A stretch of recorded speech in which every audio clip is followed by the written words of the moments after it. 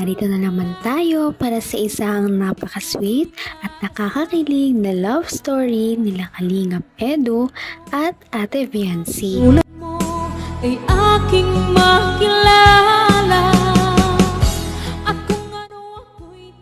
Para sa pagpapatuloy ng ating love story ay narito na naman tayo para sa isang chapter ng buhay ni Ate Viancy at Kalingap Edu.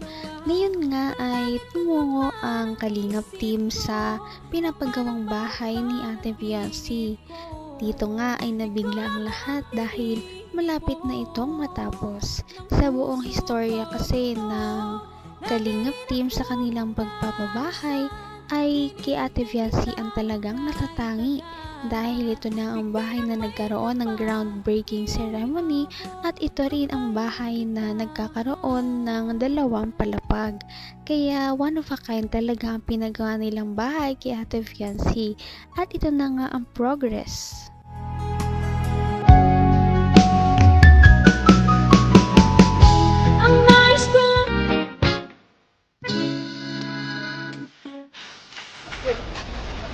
Oh my God! Grabe mga Kalingap, katutuloy lang po. Last 3 days ago ata. Pero, bihira yan. Hindi ako makapaniwala mga Kalingap na nakapagpatayo po tayo ng ganyan para sa beneficiary lang po. Tingnan nyo, grabe naman! Grabe guys, parang bahay ko na yan ah. Dream house na yan bro. Grabe guys. Paano may bahay ng gusto na laki? Grabe ka Viancy, sakalam ka Viancy. May Edo ka na, may malaking bahay ka pa. OMG. Grabe, thank you kay Lord. Thank you kay Lord. Sobra. Kasi yung imposible ay nagawa niyang posible, no? Kung ako lang, di ko po kaya magpagawa ng ganyan. Salamat din po sa mga sponsors. Thank you so much. Ayan. Sa team, sa K-Boys, syempre kay Kuya Bal. Thank you. Kay Ate Edna Vlog. Grabe mga Kalingap. Di pa tapos ang ribbon cutting, na-amaze na ako. Di pa napipinturahan. Di pa na lalagyan ng tiles. Grabe talaga. Wala akong masabi mga Kalingap. Syempre salamat din sa mga karpentero natin. Kay Super Mac, Super Andoy. Yan, at yung iba pa dyan, nandyan. Salamat din sa kanila. Todo effort nila dito sa pabahay na ito. Dami nangyari, daming pagsubok na nangyari, natigil, nahinto ng I think mga 1 buwan, 3 weeks. Kasi kinapos tayo ng budget, pero this time, may naipon na naman tayo, tuloy na naman po. No, para din po yan sa ano natin, sa legacy ng Kalingap. Habang buhay na po yan, na nakatatak sa Team Kalingap.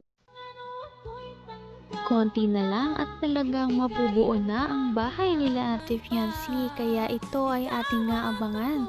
Samantala habang nandito pa sila sa kanilang dating bahay, ay patuloy pa rin talaga ang paghihirap nila.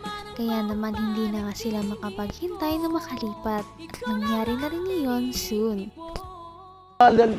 Lamunin na yung kanilang lupa dito. Siguro dapat ay makalipat na talaga. Tay! Uy, grabe. Hello po. Grabe, Tay. Ang taas ng tubig, Tay. Magandang hapon po. Taas ng tubig. Magandang hapon po. Hi, wifey. Grabe naman si wifey. Wifey, oh. Diyan ko na muna yung... Pasok po. Ayaw mo po. Paalala. Pasok. Pasok po. Sigurado ka? Magandang pa ako. Pasok na po yan. Papasok ko yung katawan ko. Alam naman niyo. Opo ah. Ang bira, bakit nakalubog ito? Parang akong hinihigop dito eh. Ubus na yung foam. Ay. Hindi ko ano yung babasa. No, long time no see ah. Lunes pa yung huli natin kita. Mansari. Yeah. Ay, nga pala. Nay! Hello po, tita.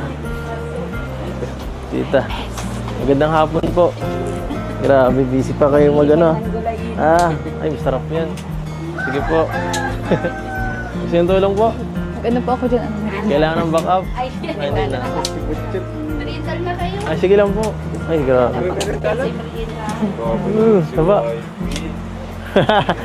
Kamukha na yung ano ko unan eh.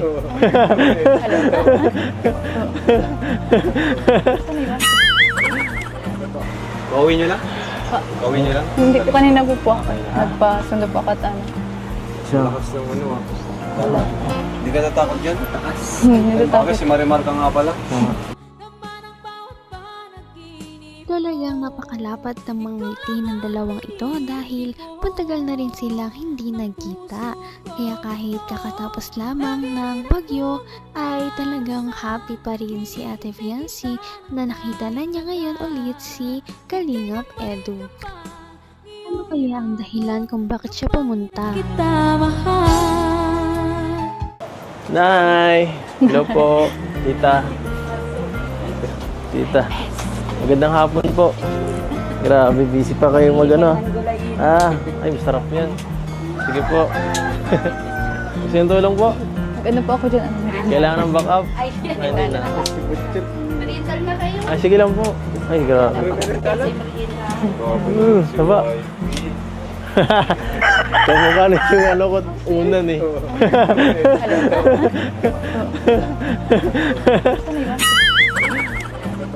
Gawin nyo lang? Gawin nyo lang? Hindi ko kanina po. Nagpasundo po ako at ano. Siya. Lakas ng ano ah. Hindi ka natakot dyan? Hindi po. Bakit si Marimar ka nga pala? Kasi ang Serena. Kahit po si Marimar mapatakot yun. Ha?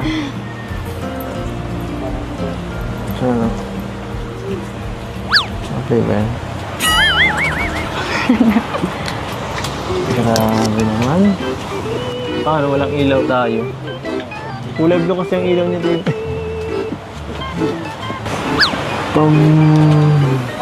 Ano? Ano? Ay. Mamaya may mga dala kami dito para sa'yo. May mga pasalubong. Baka ano ka na eh. Baka namimiss mo na mag-unbox eh. Namimiss mo na mag-unbox? Kahit wala po kayong dala. Tatampo ka na eh. Pambira. Wala na pong padala. Sorry ka. Hindi po ako ganun. Sige, Wala kayong dala, ayos lang. Kahit wala. Kahit ako lang. Kahit ikaw lang. Joke lang. Joke lang. Ang cute naman nilang tignan dahil kahit na medyo matagal na silang love team ay parang bagong love team pa naman sila dahil medyo nagkakayaan pa rin sila at dahil dito ay hindi talaga naboboard ang kanilang mga supporters na naroon sa kanilang love team dahil palagi silang nagkakaroon ng mga sweet moments sa isa't isa kahit medyo nahihiya pa. Abot kamay na kita. Ay. Mamaya may mga dala kami dito para sa'yo. May mga pasalubong. Baka ano ka na eh. Baka namimiss mo na mag-unbox eh. Namimiss mo na mag-unbox? Kahit wala po kayong dala, Tatampo ka ayos na lang. eh. Pambira. Wala na pong padala. Sorry ka. Hindi po ako ganun. Sige, Wala kayong dala, ayos lang. kahit wala. Kahit ako lang. Kahit ikaw lang. Joke lang. Joke lang. Puro ka joke. Tutuhanin mo naman.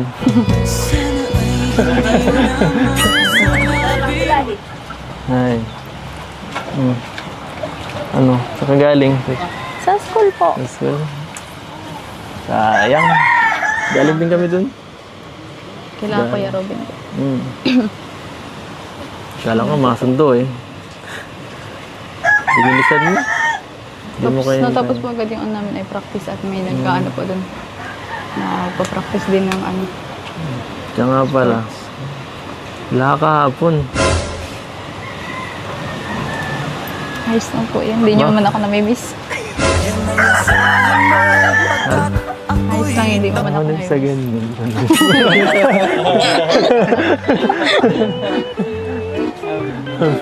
Ano?